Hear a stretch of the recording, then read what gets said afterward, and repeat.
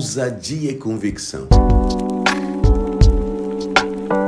Esse produto gerado pelos filipenses na relação com o apóstolo Paulo trouxe para a igreja de Filipos uma ferramenta extraordinária através do amor. E nós falamos que era percepção e conhecimento. Mas veja só como isso atinge os inimigos. Nesse momento, os corações são visitados, e o apóstolo Paulo registra isso, que existiam ali, naquela cidade, naquela igreja, dois tipos de corações. Os corações que tinham boa vontade, que entendiam, respeitavam e honravam o apóstolo Paulo e também faziam a pregação do evangelho.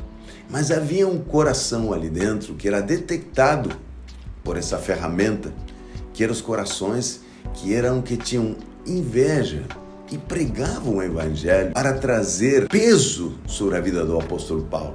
Eram corações que pregavam por egoísmo, pregavam para que eles fossem exaltados.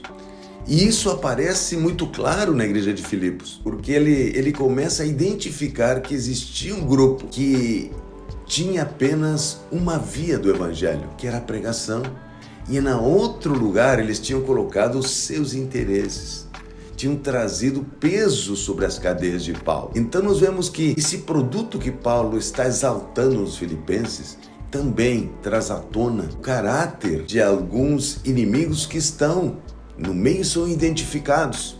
E Paulo os identifica. Então, estes que estavam pregando o evangelho por contenda, que estavam pregando o evangelho por egoísmo, para trazer peso às cadeias de Paulo, desvalorizando o trabalho de Paulo, eles não apenas estavam falando de Paulo, eles estavam sem entendimento da vontade de Deus. Estava faltando a outra peça fundamental de ouvir claramente a voz de Deus. Muitas vezes nós queremos consertar coisas que as pessoas não tiveram discernimento. Então nós vemos que o discernimento dado aos filipenses não é apenas um discernimento relacional. Ele tem a base, a outra ponta, em ouvir claramente a voz de Deus. Isso está ligado ao sofrimento, está ligado ao entendimento de que o evangelho ele se desenvolve em duas frentes. Uma, avançando na pregação, que precisa de um discernimento relacional.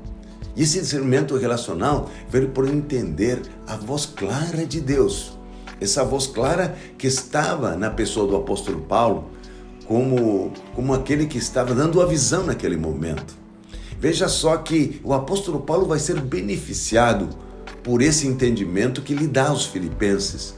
Eu fico maravilhado vendo como esse evangelho ele se completa na relação de amor relacional. Eu entendo, diz Paulo, que pela oração dos filipenses, ou seja, Paulo estava detectando que todo aquele produto que estava sendo gerado nos filipenses estava voltando para ele numa oração que ele considerava vital para o momento que ele estava vivendo. Ele disse: eu tenho absoluta certeza que pela oração dos irmãos, pela minha expectativa e convicção, isso me dará ousadia para Deus mais uma vez ser glorificado e a minha vitória é completa.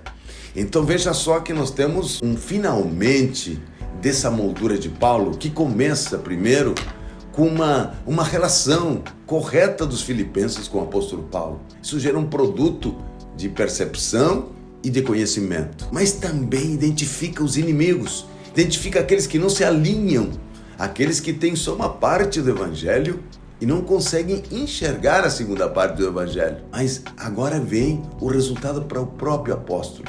Primeiro, um amor diferente pelos filipenses, que ele expressa de uma forma muito especial.